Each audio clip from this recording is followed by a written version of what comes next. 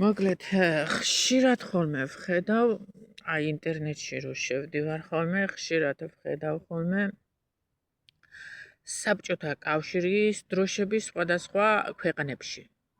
ანუ სტალინიც ვხედავ ხოლმე. სტალინის სურათებიც ვხედავ, გამოსულებიც ვხედავ, ყველაფერი და ყველა ეხლა რო ჩამოგითვალოთ ვერ დაიჯერებთ ქვეყნები რომელი ქვეყნებია. ხშირ შემთხვევაში არის ამერიკა. მე არის ის რა ქვია ინგლისშიდაც მინახია სტალინის სურათები და საბჭოთა კავშირის დროშა. ნუ ეხლა გერმანიაში თავისთავად.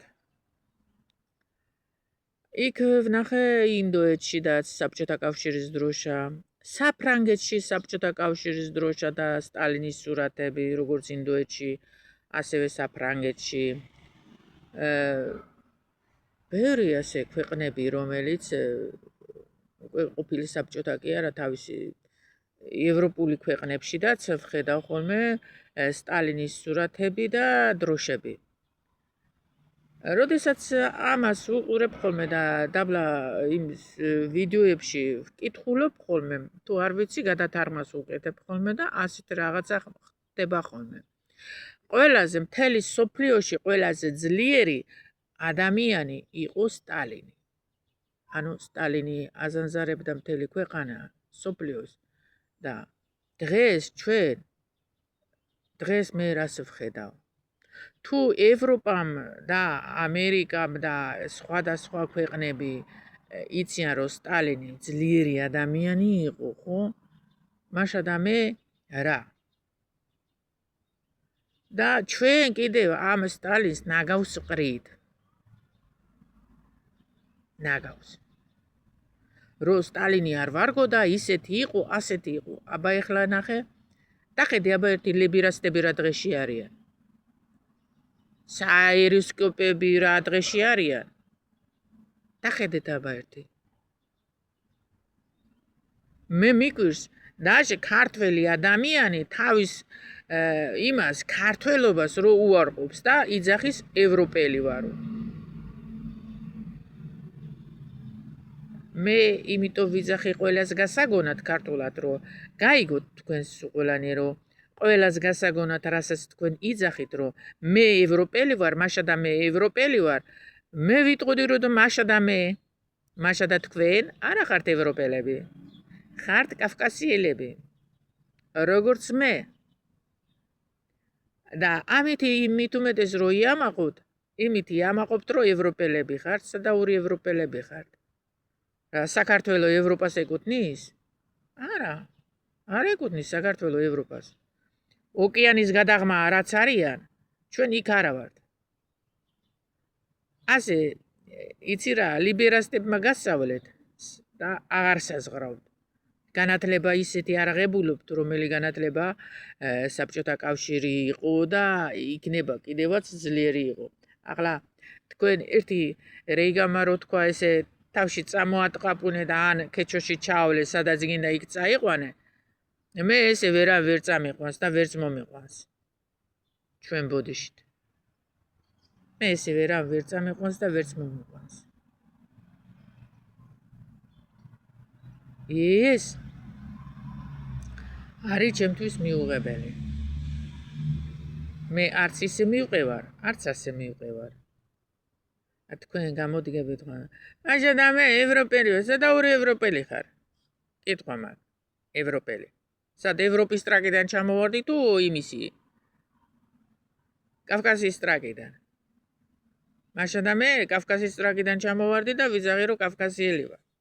არავითარ შემთხვევაში ჩემთვის არც არაფერი არ არის. ევროპელი. აქ რო ვხედავ მე კიდევ ქალაქში. ამ უცხოელებს როგორ დაძდებენ ჩვენი ახალგაზრდა გოგოები უნდა ნახო. მე არ ვიცი. არ ვიცი, არ მესმის. ერთი უცხოელი მოვიდა და უცხოელი რა, ის ყაზახეთიდან იყვნენ.